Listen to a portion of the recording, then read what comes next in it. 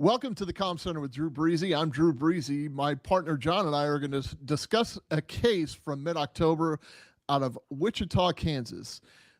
There was a house fire, an apartment fire, and unfortunately a 22-year-old woman was trapped within her residence and died. For some reason, the fire union is pointing their finger directly at the 911 operator. We'll talk about that and what it means for your weekend tonight on the Comm Center.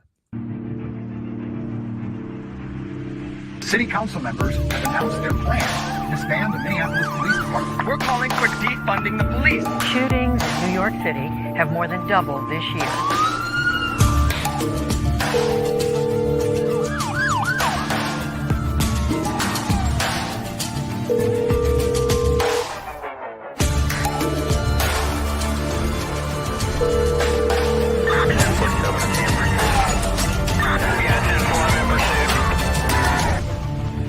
Wake up, America. It's the Comm Center with Drew Breezy, hosted by Drew Breezy, also known as Lieutenant Andrew Baxter. He's a 29-year veteran of the Hillsborough County Sheriff's Office, where he started as a dispatcher, a patrol deputy, a corporal, and various other things, sergeant, lieutenant, detective, until finally he retired and wound up here on YouTube. I'm John. I'm an active 911 dispatcher, not in Florida, but somewhere out there in the world. We're here to bring you stories of 911 dispatching in your community and how police and firefighters respond to such things. Drew talked about a case we're going to cover from October. It's the leading case right now in the news in terms of 911. But before we get into that, let's catch up. Drew, my old friend, how are you? How have you been? You've been ignoring my calls lately, so I don't know how you are. Yeah, I mean, I tend to send you to voicemail as much as I possibly can. As a matter of fact, John, my phone number has changed. If you want to get a hold of me, call 848-266-6911. That's 848-COMM-911. That's for, of course, you. We're not doing this live today. We had to pre-record. We're trying to settle into a routine, but so we had to pre-record this. I am sure if you look down at the chats, John and I are in there with you. I'm there. If you're on YouTube, and if you're not, if you're listening as a faithful podcast listener, John is going to do some ASMR where he clips his toenails later. Mm-hmm. So.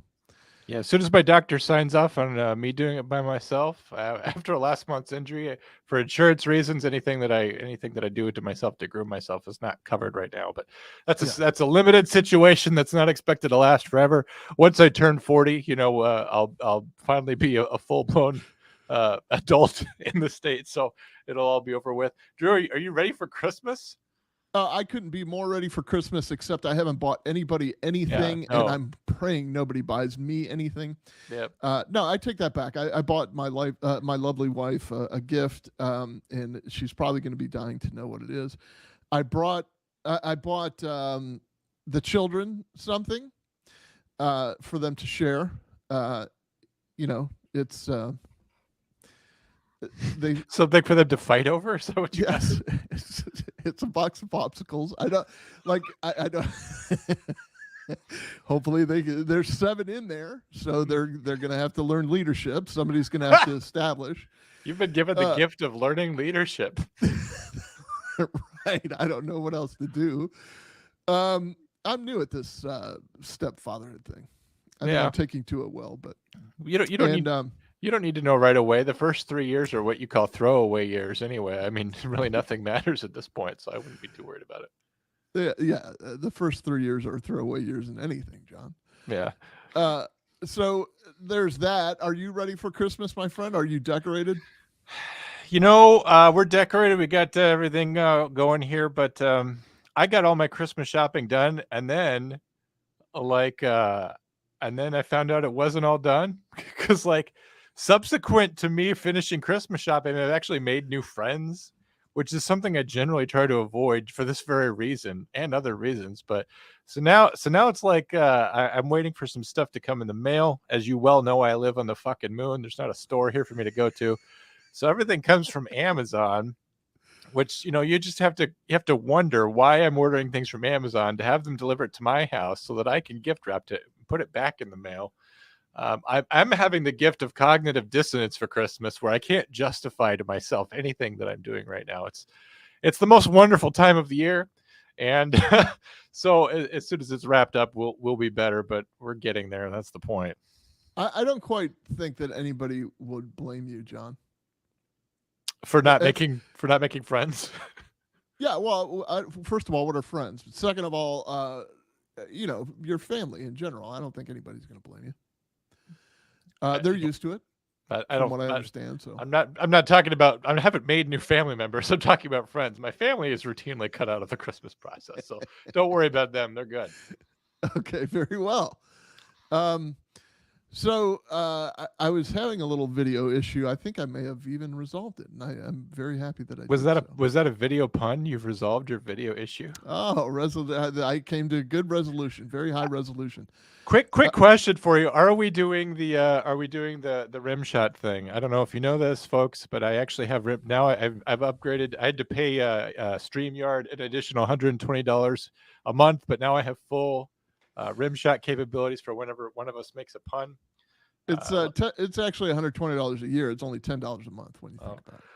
Like earlier when Drew said that his wife was dying to know what the gift was, I almost hit it because it's like this episode's about a woman who died, so I didn't know if he was making a joke about that or I didn't hit it because I didn't get rim shot clarification, so I don't know if you want to. Yeah, we can going forward. We can rim shot. I mean, I don't think that was rim shot worthy. I think this episode's going to be a heater. Thank you. All right, I'm decommissioning that button. That made me really upset. I don't ever want to use that again. It was in poor taste, for sure. I still have this button that's labeled Micah, and whenever I push that, the sad trumpet sounds come out. So, given that we have a voicemail from him that we're going to get to at the end of the show, I'll have that all primed up and ready to go.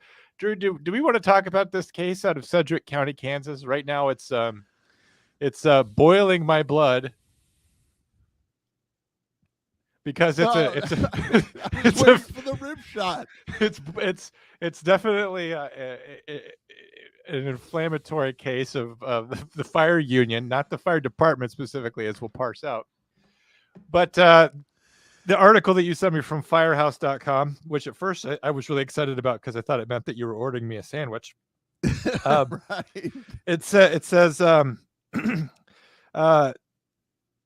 the family of Paoli Badesky, a 22-year-old woman killed in a Wichita apartment fire last month, is calling for changes in the way Sedgwick County 911 handles emergency calls after a series of failures by call takers and dispatchers, quote, cost Paoli her life. I'm going to start here with the anger because I'm going to just get angry from here on out. The fire cost Paoli her life. 911 dispatchers, police officers, firefighters, anybody you want to send to this, we will do the best that we can. And we'll talk about what went well and what did not go well. But it's important to place blame on the conditions of her apartment, which were incompatible with life. Ultimately, it was this fire, whether on purpose or accidental, that killed Paoli. It wasn't a dispatcher's actions or inactions. And we can talk about negligence too, and duty and breach of duty. And we can, if you want to, Drew, we could go through all that, even though we've done it before. But I take objection to this article and many news video takes out there on the news saying that it was dispatchers or the communications center director that led to this person's death. It's like we do the best that we can. It's not a reasonable expectation for the public to have to say every time there's a fire, every time there's a shooting, you dial 911 and you're going to get saved. It doesn't always happen. We don't know a lot about the specifics of the situation. We don't know why there was an apartment fire at 4 a.m. We don't know why she was not able to extricate herself. There's a lot of unknowns, and I say this at the outset because I want to make sure that everyone knows I'm not victim blaming. I don't think it's necessarily the case that Paoli was in her apartment playing with a flamethrower or playing with matches and an aerosol of some kind. I don't think that's necessarily the case, but we can't say it's the 911 dispatcher's fault. Well, unless we're willing to be open and honest and say it's the fire's fault, and if someone caused the fire, it's their fault, or if it's an accident, then it's the accident's fault. We have to talk about that. So that's how I'm first mad. But to better understand what the hell I'm talking about, it might be good to play a news article that describes what the hell I'm talking about. So I'm going to go ahead and play that at this time. Here we go. They killed 22-year-old Paoli Badesky and the facts. This week, we've heard from the fire union, the county, and an attorney for the family. Now, from the county, we ourselves have that first 911 call and the dispatch documents from that October morning. Reporter Brandon Stitt sifted through nearly 60 pages of documents and walks us through the chain of events that morning. Brandon? Yeah, Mike, Rachel, we now know that the 911 call from Paoli Badesky, made from apartment 306 at Brook Hollow Apartments, was the first received by dispatchers. We requested and now have copies of the full call, plus the near 60 pages of detailed call logs. Until now, we've only heard the recordings provided by the fire union. We now know part of that recording can be hard to listen to, but we want you to hear exactly what dispatchers heard that early morning. For an apartment fire, 8165 East Central at Brook Hollow Apartments. The very first call to 911 came from Paoli Badesky at 3:58 a.m. on October 13th. Here's that call. Frederick County 911, what's the emergency? Frederick County 911. What's your apartment number? I'm sorry, you'll have to say that clearly. 306. In real time, that conversation was 48 seconds long. Paoli Badesky's last words, "Help me, please." We also have the call log. Here are some of the key takeaways. The dispatcher received the call from Badesky and entered an apartment fire in less than a minute. But there were no notes about the 911 call you just heard. The address entered for dispatch? Brook Hollow Apartments. But did the address come from the caller or coordinates from the cell phone? That's not clear. Less than 4 minutes later, the first fire truck arrives and requests a second alarm with heavy fire showing, meaning they needed more help. 15's on scene. Heavy fire showing. Make this a second alarm. 20 seconds later, the dispatcher makes the first note from Badesky, saying her call went silent and nothing else. According to the radio traffic, no information about Badesky's call was relayed to firefighters. And the documents show that second alarm request wasn't dispatched for another 17 minutes. We know firefighters encountered a collapse of stairs during the fire. That's 114, we have stair collapse on the exterior. Now those firefighters going to check for victims became victims themselves. 18 minutes later, We got a victim. We're coming out the second floor, alpha side. that victim, Paoli Badesky, later died. And questions that we have continued to ask is, where did the fire start? What caused it? And is arson suspected? Those questions we still don't have the answers to. Wichita Fire Department telling us the fire remains under investigation. Well, Arson, of course, being important because if it's arson, then it's a homicide case. But Drew, what are your initial takes on this? my initial takes are well, first of all, as we've done in the past and will continue to do, that we're in a place of empathy, sympathy for the family. I mean, Paoli was a beautiful girl, 22 years old, and she died, and it's tragic. She was obviously alive when she called 911, and she's no longer with us. But just like you said a minute ago, the fire took her life. Not any 911 dispatcher or lack of action on the part of any firefighter or emergency rescue. And we don't know, I don't know, just based on what we've seen, what the cause of the fire was. So, listen, we're always about the victim. Like, we're not, we make light of things and all that, but it's a very serious situation. But there are other serious matters at hand here. One being a very alarming thing that the fire union guy wants everyone to believe is that it's the dispatcher's fault. And even the reporter, who seems to be very pro-dispatcher, seems to be kind of saying, look, this is a human being that's putting this call in, and a human life was taken in this tragedy. And but even they're understanding that, like, hindsight's 2020. This is the same argument I make for Uvalde. If you ever want to hear my Uvalde takes, I've never wavered on what I feel about what happened there. But you can tell me all day long how you would have done it, or how it should have gone down, or what you would do in this situation, but you weren't there, and you don't know that. You have no clue, and nobody has any idea what that 911 dispatcher heard when she clearly said apartment 306. She clearly said apartment 306 on the news. But when you're trying to take that information at that time and you're trying to gather all the information that you could possibly get, and you know, basically a tone goes off in your ear and some woman is screaming in your ear and you're trying to make sense of what she's saying, 306 is definitely not going to be that clear as it was to us. 306 is also clear to us because it was written on the screen. So these are things that need to be taken into account. And I think it's very careless to just throw around blame, like to point fingers at someone as if the outcome would have changed if there was this information in there. Now, we know that, okay, so the apartment number was left off. There was some kind of error in the CAD system where the second alarm wasn't called until 17 minutes later, but we also know that the stairs collapsed. So, I mean, I don't know, would they have gone directly to, and I wish we had our you know, Chief Keefe, our fire consultant, with us, but would they have gone directly to the apartment? I mean, just because she's trapped in 306 doesn't mean that they're going to go directly to 306. They're probably going to go to the source of the flames or something to that effect, you know, whatever they're trained to do. I think it's very unfair to lob grenades into that communication center and say, this is on you, dispatcher, because that's a very heavy burden to begin with. The call was disturbing to listen to, and we'll play it in its entirety in a minute, but the call was disturbing to listen to in the past tense, in a video format, in a news segment.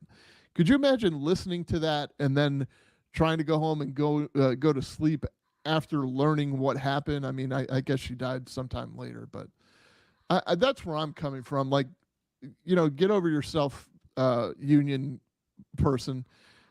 This isn't about liability. This isn't about contracts or you could have saved her if that information was in there. The information was in there that there was an apartment fire, and the information was given to those firefighters within a minute or two.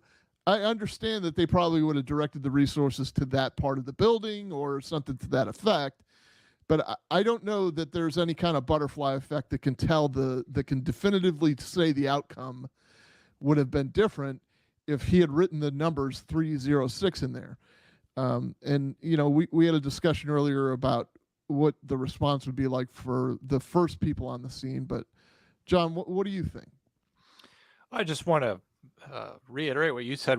I've taken many 911 calls for building fires, structure fires of all different kinds. I've also taken 911 calls from hysterical people in all kinds of situations. So I've got firsthand experience of dealing with calls just like this. Even when you're taking a regular phone call, you're apt to miss things that people say to you because it's happening to you in real time. You're gathering critical information, but it's happening right now. So an issue that they bring up in this call is, you know, did he replay the call? Did he get the information after the fact? We do have the ability to instantly recall and replay transmissions over the radio and over the phone. Most PSAPs, public safety answering points, have that. When you're in the heat of the moment and you're hearing that information, it's very difficult. Case in point, it's standard procedure on every phone call taken by pretty much every 911 agency. When you take a phone call for an emergency in progress, you ask for the address and you ask for it twice. You get them to confirm that. The reason for that is that you're bound to get numbers wrong. You're bound to get things incomplete. And if you don't know where the location of emergency is, your response, everything that comes after that is wrong. One thing that's interesting about this is that the news article says is, you know, a fire department was dispatched and all she gave was the name of the apartment complex. So here's something that went right. Probably the 911 dispatcher heard the name of the apartment complex, whatever it was, and then hit that into Google, found an address, and then it corresponded to where the 911 call, if it had phase 2 data, if it's showing the location of where the 911 cell phone is located, and matched those two things up. So he's using whatever information he has at handy to do that. Or in his computer assisted dispatching program, it's possible that the apartment complex there is a common address, meaning they have calls for service there often, and all he has to do is type in the name. So a couple of things went correctly there. He also appropriately asked for the apartment number. She says 306. He didn't catch it. He asked her to repeat it. The second time he didn't get it either. After that, she's no longer really responsive. She gives her name, Paoli Badesky, which, to be honest, nothing against Paoli, but it's like, that's not helpful information. As this is not really a movie where a firefighter or a police officer is going to stop and look at a mailbox and look for P. Badesky on a box to try to find her. I mean, that's hypothetically a way that you could do it if you didn't know where she was at, but getting the name out, Paoli Badesky, is more complicated than getting an apartment number, 306. And so a lot of things went correctly here with getting a fire department on scene. What went wrong? So we have, in a couple minutes, we have a fire department on scene. The dispatchers at that point, I don't know if they're new or what their training is like. I could only speculate. But once they have a fire department on scene, they're taking command. A lot of times that's when dispatchers relax, because you have a first responder there. We think the heroes are there. They're going to take care of it. They're going to get Paoli out of there. And the critical fact that she was in there didn't get transmitted over the radio, but we also didn't necessarily ascertain that, right? In a structure fire, you're always going to ask someone, are they trapped in the building? That's also kind of a standard procedure question that you would ask. If someone's inside, if someone's still trapped, if you're able to get outside. He didn't ask the question, but she was also no longer responsive. Can we assume things? No. Well, just the first time I listened to that, I thought, well, maybe she ran out. Maybe her apartment was on fire and she ran the hell out of there. That happens a lot, where people, are no longer talking on the phone and they're not in danger anymore. And it sounds just like that. So he can't assume things. The fire department can't assume things. The second alarm, that's really what's making dispatch look bad. Is that we didn't escalate the response within 17 minutes, which is a devastating amount of time in any kind of fire response. 17 minutes is, 2 or 3 minutes changes everything with a fire, let alone 17. And so now with that actual mistake, that problem in place where they didn't escalate it to a second alarm, now everything that followed retroactively, they're going to put on the dispatch agency. Hey, you guys didn't send the second alarm, and now we're pulling a body out of here, and that's your fault too. And I'm not sure what the fire union is getting at, or what they have to gain, in terms of dispelling any liability they have, or what could be going on politically between the fire department and the dispatch agency that they're so interested in pointing fingers. Ultimately, it's a tragedy that, Drew, you're right. Even if everything had gone textbook, which nothing does, even if it had gone textbook, there's no proof or evidence, at least from where I sit, that the outcome of this could have been changed. And proving that inaction or negligence or breach of duty caused damages is a part of a lawsuit. So we have to find a way to prove that this negligence or breach of duty actually caused a substantive change in the outcome, which I don't see. He's the union. I think we have the news clip where the union president is saying, like very emphatically, we could have saved her, which is true. You could have saved her, but it may not necessarily be that you could have saved her, because there was, again, the number 306 in there. And I can tell you also, it seems odd to me that you're going to pay that close attention to the CAD information when you're on the way to a call like that. I think general information, there's a structure fire, somebody's trapped in an apartment, probably very important details, that was left out. Okay, whatever. The apartment number, I still, just in my gut, kind of feel they're probably going to respond based on where they see the flames coming from, or something to that effect, or where, witnesses are saying the fire started or something. I don't know. I really wish we had somebody from fire to consult with on these issues, but I don't think anybody could say definitively that the outcome would be different if anything were done. And then on top of that, who are we blaming for this? Like the guy that was trying to gather the most information, and you heard his responses. You heard what the dispatcher was asking, or the 911 call taker was asking. I need you to speak clearly. I need you to say it clearer. Like, this wasn't a I don't even know what you said, I'm not even going to put that in there. It was just a matter of like, man, I couldn't understand what she was saying, and then she stopped responding. Something else that comes to mind, and I don't know if fire dispatchers are specifically trained in this, but she didn't seem to be gasping for air.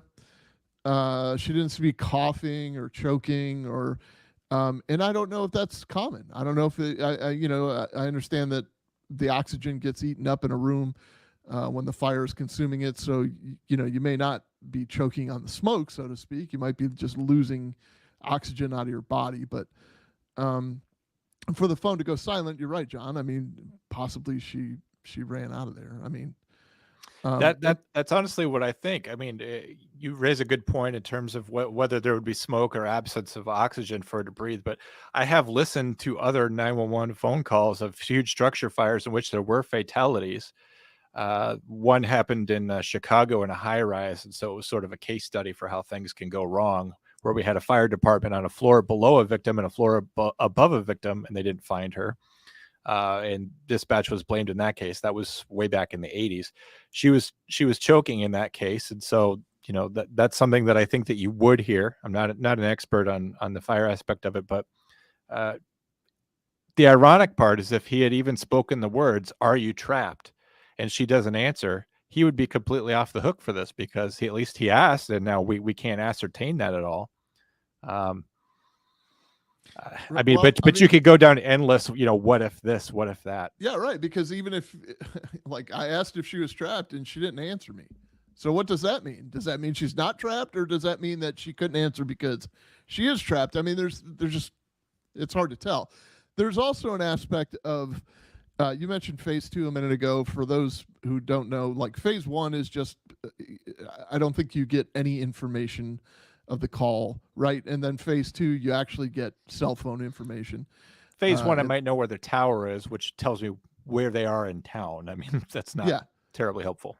So even with the fancy apps, applications that PSAPs have nowadays, Rapid SOS comes to mind. We're not sponsored by anybody, but it just comes to mind, where you can actually track the cell phone, or you can try to determine an exact location. It's my understanding that they did dispatch via GPS. They figured out GPS, and they sent rescue equipment to that location, and they were right. But the thing is, there isn't anything in your phone that tells your elevation. So when you just mentioned the Chicago high rise, she could be on the 50th floor or she could be on the first floor. It's going to tell you, it's going to pinpoint exactly where she is, but not how high she is. So she could be in 106, 206, or 306. And the fact is, they went up to the stairs and the stairs collapsed.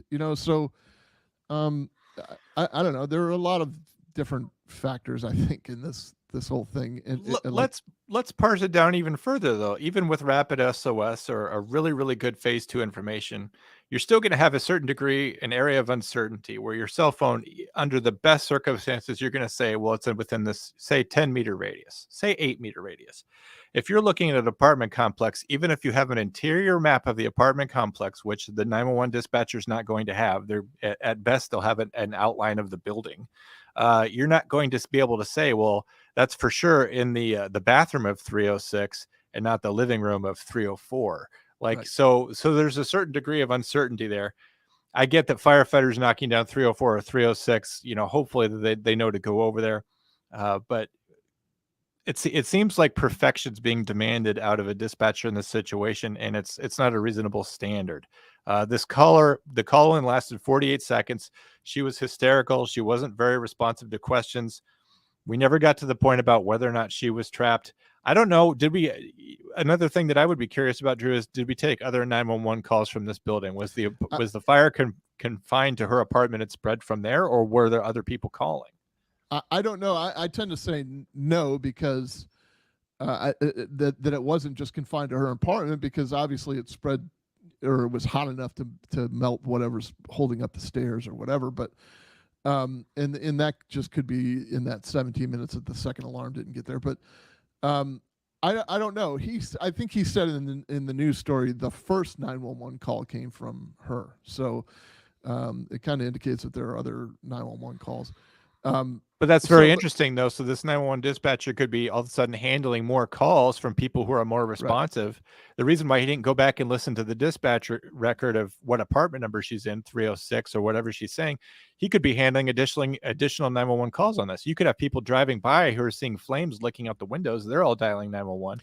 I would be very curious to see the context of the situation as to whether or not that 911 dispatcher was sitting there with his hands under his butt, or if he was taking more 911 calls about this very obvious problem. He put fire department on scene. He's still handling calls. There's only a certain amount of bandwidth of information that he can take in and get out at a certain time. And also, are they fully staffed? I just always have to throw that out there every time. Oh, of course. That's a valid question. It was 4 a.m, so the midnight shift is apt to be, least or more vulnerable to understaffing, because you could probably get away with it a little bit more on the midnight shift. But there are a couple of questions, I would have, like, was he the dispatcher that dispatched the equipment also? I mean, like, is he, multitasking? Is he taking the phone call and dispatching the equipment? I think we hear something similar to that in the actual 911 call.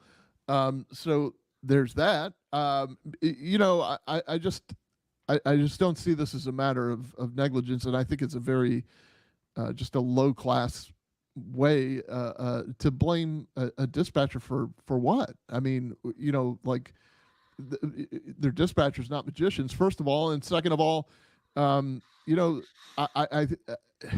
that's kicking somebody when they're down. I don't know that a family. I don't think it's a good look for a family who's grieving the loss of a loved one to hear arguing about, well, it was their fault. It was their fault. It's just not a good look. I mean, I've never had, and this might be a controversial statement, but it's a hot take in my book. No pun intended, no rim shot there. But I've never really had good interactions with union people or union representation like that. Like the old gritty union guys. I mean, there's a time and place, and I understand it. I'm not a fan of it, to be honest. But the union should be commenting on labor disputes. Are firefighters getting the days off that they need? Are they getting the compensation they need? Is there a wrongful termination? Why is the firefighter union commenting on somebody who died and saying this person could have been saved? Is it because a firefighter is being sued? That's the only reason I can see that the union would even have a say on this. Why are they commenting after an incident on the outcome of that incident? And the only reason I can think of is that firefighters in particular, or if someone in the command staff has a beef with 911 and they're using the power of the union to attack dispatch. This is kind of why I'm saying what I'm saying, though, John. I think you experienced this. I don't want to give too many details, but you were on another podcast that I listened to one time with a union official, and he had no time for you. It was just like, I don't know what this guy knows. He's a dispatcher. And this is the disrespect I've been talking about since minute one. This is the disrespect that brought us to this podcast, to be honest with you. Mm-hmm. Like, it's just kind of like, they effed it up again. They just don't know what they're doing. And first of all, you're talking about human beings, but second of all, what did he do wrong? Like, how are you going to correct what you think went wrong there? And now I do know that there was some kind of CAD issue, or there was a training issue with getting that second alarm out or whatever. But it weighs heavy on their hearts and on their heads. And you're talking about human beings here that are generally understaffed and overworked in certain situations and experience traumatic calls just like this. And, I just think the blame games is a dumb thing to do. Very bad look. As we say in the parlance of our agencies, police understand this. They say this too, but it's always true. The shit rolls downhill. Yeah. And there's pretty much nowhere lower in terms of the standing or the stature that we have or the status that we have as first responders or emergency personnel. There's no one lower than the 911 dispatcher. One of my coworkers put it beautifully the other day when he said, we're first in the process and we're last in regard. The police officers, the firefighters who respond on scene, they get a lot of criticism. They get a lot of praise. They're the ones who are having TV shows made about them. They're the guys in the limelight. But when something goes wrong, in true poor leadership fashion, they're going to blame the person at the lowest level. Who's the person at the lowest level here? Well, it's not their fellow firefighter who responded and failed to save Paoli. It's the person who took a phone call that after 48 seconds had no more actionable information on it, which, by the way, he stayed on for almost 5 minutes, just short of 5 minutes. He was still on that line, heard nothing else. We haven't heard the full 5 minutes of silence. We presume that it's silence, but suppose we got a hold of that call at 5 minutes and he's still asking things like, are you there? Can you hear me? He's still engaging with her. Why else would he be on the phone for 5 minutes? I presume, especially if other 911 calls are coming in. I think he's still trying to get information from her and it's not coming out. But that's not what matters. What matters is that she died, and now it looks bad for the fire department, but we have to have someone else to blame. Drew, go ahead. Well, it doesn't look bad for the fire department. I understand that, somebody dying in a fire looks bad, but you know what? Somebody dying in custody of law enforcement doesn't necessarily mean law enforcement killed them. It means that somebody died. And people just don't put that two and two together, but law enforcement agencies year after year, day after day, have to contend with that because the media, there are times the media wants to paint this picture that it's somehow the law enforcement's fault. We got thicker skin. We know what happened and we know what the story is. So we do one of two things.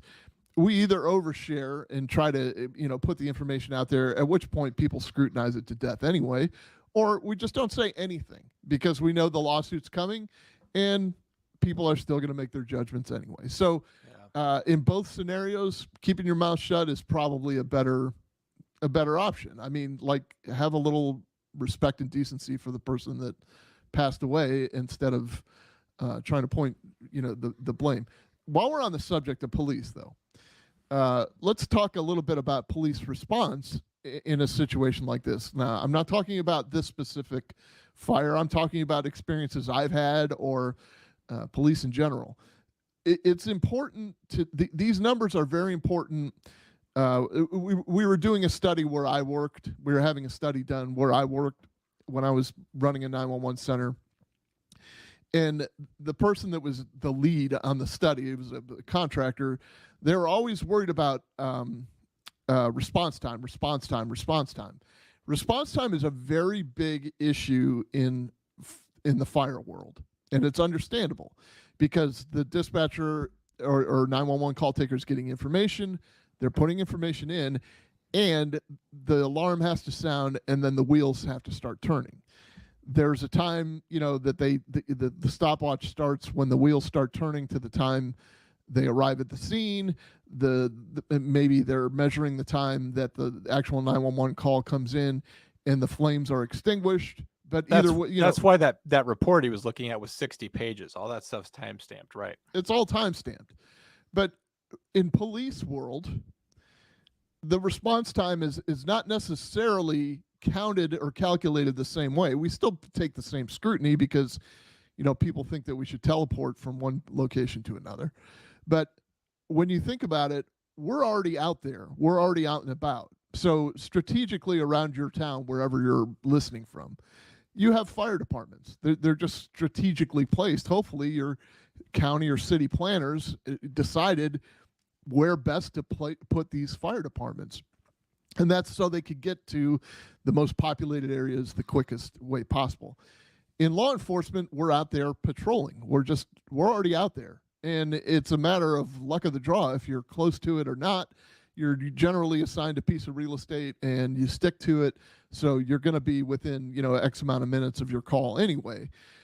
So when these fire calls or sometimes when these emergency medical calls that require law enforcement response or, it's a baby drowning or a baby having a medical emergency like a seizure or something, they'll give that to the cops as well, just in case somebody's close and can stabilize the scene and can do whatever they're going to do. Evacuate, use a fire extinguisher that they probably have in their car. At least take command of the scene or perform first aid. If you get someone running out of there and they're burned or something, there's things police officers can do. And if on a major structure fire, they're going to get notification too. Even that the fire department's going code 3 through town, they need to know that. Yeah, evacuation is key. Evacuation is like that's something cops can do very easily to get the process rolling to make it easier for the fire department. It's not, I'm oversimplifying it, but I'm telling you, let me just break it down as somebody who's responding as a shift commander to a scene of an apartment complex fire. Generally, I'm going to be the second, third, fourth person there, and my first response is like, where is it? Is it a legitimate fire? Where are the flames coming from? But let's make sure that if it's contained to this building, we're knocking on all of these doors, and it's, by the way, safe enough to do so. So, we joke all the time about how about how the fire department stages down the road and they don't come in until we, give them the okay and we tell them it's safe, the scene is safe or whatever. And, it's not always the opposite that happens. I mean, sometimes cops are apt to, just want to get into the middle of it and try to save the people, get people out of a burning building or whatever. But it's not necessarily required of the job. It's not a requirement of the job. If you have an opportunity to save a life, absolutely you should save a life. So I'm telling you, as a shift commander, I'm not going to have somebody run and run up a set of stairs that's on fire, because the stairs can collapse, and we're not the experts in this stuff. We don't know. So getting back to something I was talking about earlier, I responded to a fire. I was probably the second or third one there in an apartment complex, and we were told that somebody was in this certain apartment, and I was going to kick the door in. That's one of my favorite things to do anyway, but I was going to kick the door in, and one of the deputies stopped me. He's, just very level-headed deputy, and he's like, "Hey, hang on a second, just not for nothing. I don't know how this backdraft thing works. I don't know how, once you introduce oxygen in there, is this the source of the fire or whatever?" And I'm like, "Oh, good point." Just then, thankfully, the real experts showed up. The fire department, the fire people showed up. They were able to go inside and extract her out of there, pull her and her dog out. It was an older woman.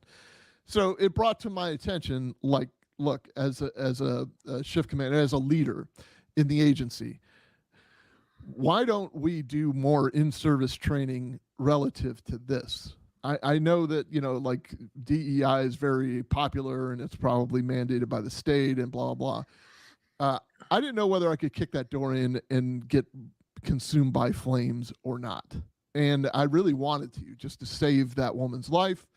I didn't know. There was also a similar call a couple weeks earlier where there was somebody trapped in a commercial garage. Not trapped. He was in a commercial garage trying to kill himself, and he was calling his mom. It was like a garage, as in where they fix cars and stuff. He had both of the windows down. As the deputy arrives, just heroic stuff. Like the mom is trying to get in, so the deputy like busts a window, opens the door, rushes into this place. It grabs the guy. The guy had a gun. So like it was like two methods of trying to kill himself. Ends up pulling the guy out of the building, hitting the door, so the big garage door comes out and all the fumes go out. What are we? We're not trained into knowing like when to not go into that situation or when to not enter that situation. We're just supposed to rely on our hero instincts or, just our lack of training. So I always thought that we didn't do enough training with the fire department, or we didn't have enough information from them. And it's been, fire departments and police departments have coexisted for quite a long time now. Over 100 years, at least. We're beyond the bucket brigade and the call boxes on the telephone pole. So I would think at this point we'd be training one another or talking a little bit more. And I do look. I totally get hey, that's not even for you to decide. Just step back and wait for the experts to get there. But it's impossible to do. For an adrenaline-filled cop who gets there 5 or 6 minutes before any fire department can even make it there, because they just happen to be sitting, behind the Wendy's across the street. So, there's these kinds of issues that we could be resolving too. And then the coordination between a fire dispatcher and a police dispatcher sometimes gets a little contentious. But these are all things that we should be working together to try to solve problems like this. What occurred in Wichita is counterproductive. It's obviously we lost a life, and nobody, police, fire, any form of dispatcher, somebody rocking the thin gold line is nobody's pro victim. Pro fire death. Nobody's. So I think it's counterproductive to start pointing fingers. I think I can't remember if it was in the news story that we just watched, but there was a county manager that was pretty much saying, look, we're all kind of on the same team, and we're going to evaluate the process, and if we can improve something, we're going to improve it. And then you have just one side. I keep perseverating on this, and I just think it's very unfair to blame a dispatcher who's already saddled with a lot of guilt and trauma, and just like blame them somehow. Like on one hand, you say, on one hand, I can see where a fire union says, well, they're not considered first responders. They're not first responders. They just sit in air condition all night. And then on the other hand, say, well, if they had just put the information in, they would have saved the guy's life. Like, pick a horse. They're having it both ways. Yeah. Yeah. And sarcastically, to your point, I wonder how many, and maybe there's statistics on this, but how many lives in emergencies has DEI training actually saved? How many payolis have come out of there unscathed thanks to us fully understanding how diversity and equity and inclusion play into our society. And yet, I'm not joking, because that's the shit that we spend our time working on, when we should work. How do police respond to structure fires? How should dispatchers handle calls from inside apartment dwellings? These are all questions. These are all learning opportunities. These are all things that we should be focusing on, and not that stuff. And just my final take on it, now the situation's escalated. That news report I played at the top of the show it's a couple of weeks old now. Now there's irate calls for the director of this dispatch agency to be sent away, to be fired summarily. Yeah, she's the one that's he or she's going to take all the blame for what went wrong and quote unquote systemic problems. Which every time you see someone say systemic, I dare you to take a step back and look at that situation from afar and wonder what's the political axe grinding going on, because the word systemic just gets thrown out way too often. It's not the entire system that went wrong here. We had a phone call that went well or didn't go well, and then we had a problem with escalating this to a second alarm. So we did not just display our entire system. We talked about one problem that happened, and now we're saying there's systemic problems. That's just a way of attacking a person or an institution, and it makes it sound bad. The way we have systemic racism or systemic inequality and all this, and it's very clear to me that there's some sort of political axe grinding going on. I don't know who the power brokers are in Sedgwick County, who's got beefs against other people, but this absolutely does go on in county politics, where a person doesn't like another person and uses the outcomes of these scenarios against them. It's not uncommon for a call to go wrong and for angry phone calls to commissioners and other leaders and officials to go out and say, look at what's happening in your communications office or other agencies. And it's because people will exploit these situations to make other people look bad, and by comparison, make themselves look good. These are toxic, political, very negative people. These are people who should not be in public service because they're ultimately in service for themselves. And I suspect that there's somebody in the fire union there, one or more persons, who are exactly that. But hey, it's just a theory. I don't know. I don't live in Kansas. I'm going to play the 911 call. I'm not going to take a gratuitous, just an opportunity to rattle anybody, but I want the people to hear what this dispatcher heard without the benefit of seeing any words on the screen. And it's our general warning. Like it's hard to listen to, but imagine trying to listen to this in real time. But tell me if you can hear it, John. Can you hear that? Could you hear that? I could hear it. Yeah, I could hear her screaming. County 911. What's the emergency? Sedgwick County 911.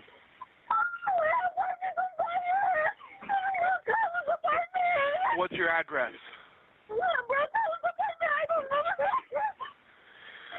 Okay. What's your apartment number?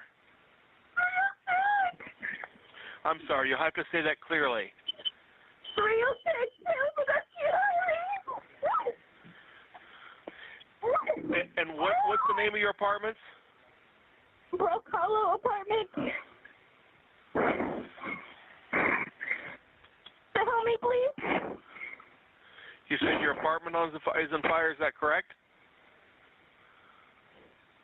Hello?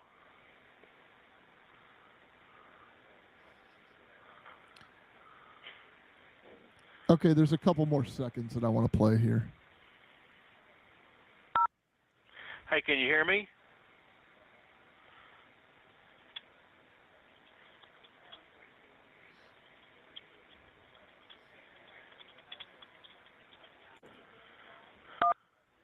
Hello?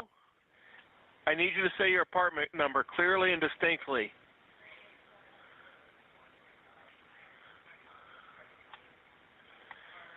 Any medic captain be 10 for an apartment fire at 8165 East Central, Brook Hollow Apartments.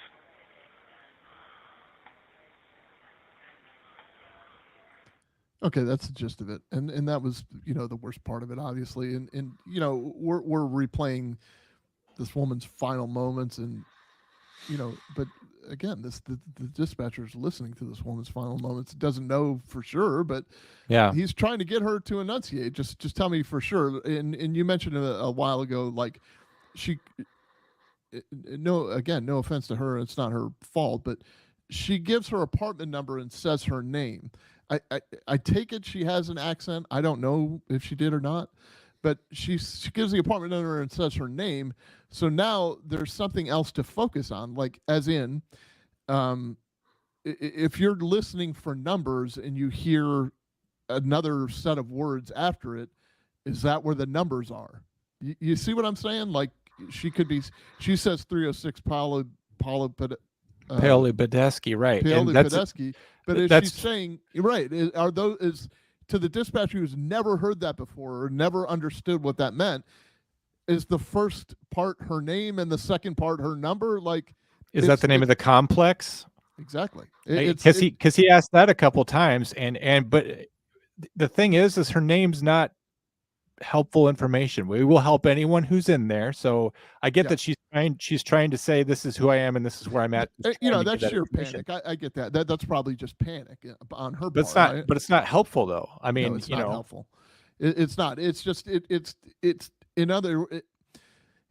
I can say that it confuses the situation even more because now you're trying to decipher two sets of information or one sentence worth of information when you're trying to extract a number to put into your CAD call. And again, the only thing that's going to do is get the information into the CAD call. It's not necessarily going to it's not the magic wand that's going to get them there any quicker or point them. No. I disagree with. And at one point you hear him say, and to the lay person listening, you're like, why is he asking for a third or fourth time? Excuse me, asking for a third or fourth time. Is this why is the person asking for a third or fourth time? Is this an apartment fire? Well, it's like you think you've understood the situation thus far, but you're just trying to make sure. Okay, you are calling and you're not being attacked. The situation is that your apartment is on fire. And he needs to hear a yes because he's getting ready to pull a huge lever. He's saying, go fire department at that point. As soon as he says yes or anything, he's going to be hitting the pedal. He's going to be dropping tones. He's going to commit to a plan of action to resolve that fire. She's no longer answering at that point. So he has to take a leap and say, yes, I'm sure that's what I heard. He doesn't have time to hit instant recall because he's still on the phone. An instant recall recorder doesn't work for a phone call that you're still on. If you haven't hung up, he can't go back and rewind that and listen to it while he's still on the phone. So he takes a leap. He trusts himself. He says, I for sure have heard that there's a fire here and I'm going to go ahead and proceed. And you hear him jump on the radio and put out tones, but she's not answering anymore. We don't know if she's run away, if she's dropped the phone. We hear her press a button, which I can't explain rationally or anything other than just like it's something that occurred. So he's doing the best that he can, and she's not responding. The fire department shows up. And if it wasn't for this delay and escalating to a second alarm, I don't think that any power broker or any firefighter or union leader would have anything to say about the way that this call was handled. Because unfortunately, this is actually how most 911 calls sound. There's some deficit of information that happens in every call. Go ahead, Drew. I want to just point out, like, when there's a grease fire on a stove that's really not that big of a deal that you could probably put out with a dish rag, I guarantee that that's exactly how the 911 call sounds. Like, it sounds like the place is blowing up. So it's hard to distinguish what is, you know what I mean? Like, everybody who's experiencing a fire sounds like that. I can almost guarantee it. I mean, look, I don't want to beat this horse to death, but it seems to me that the problems that they're laying at the feet of the person that was trying to get the information it's counterproductive. It's just it's a load of horse shit, to be honest with you, Drew. It's just it's so typical. Like I said earlier, the shit rolls downhill, and if we need someone convenient to blame, it's going to be dispatch, and it's going to be the dispatch director. So let me just to close out the episode somewhat. Let me read to you an article that I found on MSN. It says, and this kind of makes me mad also. The title is Central County 911 Response Compared on Similar Apartment Fires, One with Rescue. So essentially what happened was there were two fires. There was this one in mid-October, then there was one subsequent to that. And what they're saying is two recent apartment fires draw attention to Central County 911 with vastly different outcomes on similar calls. The emergencies 2 months apart were both 2 alarm fires, and on each call a woman was trapped. So how do they compare? And then it just kind of goes on to talk about Paoli Badesky, the 22-year-old that died. And then the second happened last week at Liberty Way Apartments. Firefighters rescued a woman who was rushed to a local hospital in critical condition. The union representing Wichita firefighters and Badesky's family say the dispatcher's lack of providing critical information to firefighters cost the 22-year-old her life. With a different, more successful result on the second call, nearly 2 months later, Fact Finder wanted to see, based on the facts of all the call documents, 911 and radio traffic, if there were any differences. Okay, let me explain this to you. There was an active shooter in Uvalde, Texas, where a lot of kids died before there was some police response. There's a lot of questions about what happened. There was an active shooter at a school in Memphis, and they ran upstairs and they took the shooter out. Does one beget the other? Do you learn the lessons from one to employ on the other? Like, we're not going to have a Uvalde here. I'm not blaming the Uvalde people. I still don't. And we can have a deeper discussion about that on another day. But how are you going to compare these two situations? How are you going to compare a set of firefighters who say, ooh, I'm not happening, this isn't happening again, not on my watch? Even the dispatchers. How are you going to compare the two dispatchers or shifts that were working that day, because they're more apt to send out that second alarm, before it's even requested, maybe.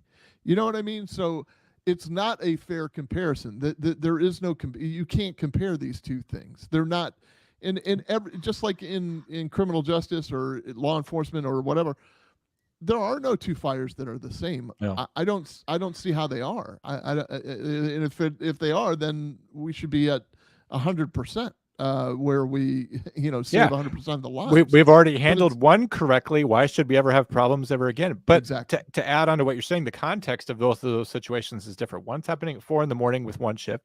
One's happening at a different time of day. One's happening where nothing else is going on in the comm center. Another is happening while there's lots of other things going on in the comm center. One is happening with a squad of firefighters responding to this. One is happening with a different squad. It's like, there's so many variables that you cannot scientifically say, well, these two incidents are alike. They may sound alike anecdotally when you compare them, particularly someone who's a layperson. But if you take down every factor that affects how a fire is responded to or any call for service, the human element itself being so different in each of these cases, you can't just say universally, well, because we succeeded the second time, that just really shows you this first time was just really, right. We really did a terrible job this first time, because obviously with the second time, we know what we're doing. Right. I just think it's a completely unfair comparison. To even involve the 911 part of this. Like, you call 911 and you're getting emergency response. That's kind of where it ends. Like, it's not going to be perfect every time, and it's going to be in the ballpark. And it was in the ballpark in both instances, in my opinion. I understand that there were some shortcomings in dispatching a second alarm, but we're talking about human beings making human errors, or only working with having the ability to work with what they're given. And if they're not given complete information or something they don't understand or whatever, Or training. how are you in hindsight going to be able to judge and say, nah, they should have understood that, and that would have been an easy one? I don't think that's fair. There's a certain amount of moxie, I thought, also too, from a firefighter union official saying they should have got that right. I'm like, okay, I would love to see you come in here and do this job for 10 seconds. Like, Yep. It's so easy to review a call and say, well, it's right there. It's so easy, firefighters or police officers and anyone who's in any kind of technical profession, or really any profession, if you like your job, and if you're proud of the work that you do, and if it wasn't easy for you to attain that, and then it's not easy work for you to do now, you're going to have the stance that, well, no one could come in here and just instantly replace me, right? A firefighter is not of the opinion that a person could just walk in off the street and with no training just be an expert at extinguishing fires. Well, why isn't that same courtesy granted to 911 dispatchers, that no one, a firefighter, a police officer, a layperson, a doctor, could not just step into the comm center, sit down at that console, take a 911 phone call, understand what's happening in real time, and then do something about it? It's not just enough to hear and understand and do something about it. This dispatcher overall, in terms of processing the initial 48 seconds of that call, did everything that they could do, except for those hypothetical things of saying, are you trapped, and having her not answer, because she wasn't answering any more questions anyway. So I can't fault him on that. And he stayed on the line for an additional 4 minutes, in which he was not able to gather any more actionable information from her. Yep. My goal and hope is that we can all come to the same table and learn from each other, and understand that there are reasons for things like this, and there are reasons for bad response on behalf of the fire department or the police department, or there are bad shootings or whatever. But pointing the fingers is not going to get us anywhere. I think the debriefing part is probably more beneficial, so people can get that mental trauma out of it. And look, to whoever that dispatcher was for Sedgwick County, here's what I'll tell you, and I'm saying this to every dispatcher across the United States of America, every 911 call taker. I Googled and I searched on YouTube for the tens and thousands of good calls that you had where a true emergency happened and you got people there on time, and there were no issues, and you saved lives, and you did everything you could in your power to help people. But they seem to be lacking on YouTube, and they seem to be lacking on the news. So weird. Just keep doing what you do. Step into the comm center when we have our shows. John, I think that's about it for this episode. I want people to know we're not here to throw stones, cast blame, whatever. Let's just talk it out. Let's try to figure out if there's a solution to the problem. But I also want to highlight the problems in the profession. And one of the problems in the profession is it is very easy to blame the people that are trapped in four walls and have minimal information to deal with, that usually make a gold mine out of nothing. Yeah. And I just don't think it's fair to give them the blame. I've said that 100 times. I do want to leave us with some hope for the future. You mentioned what technology are we limited by, what training do we have? There's an article that I came across the same time I was researching this, and I thought it was interesting. We talk about how a 911 dispatcher can't understand an apartment number being given to him twice in a row. We look back at it, we listen, we see the words on the screen. We end up knowing that she was in 306, and so it makes sense in retrospect that that's where she was.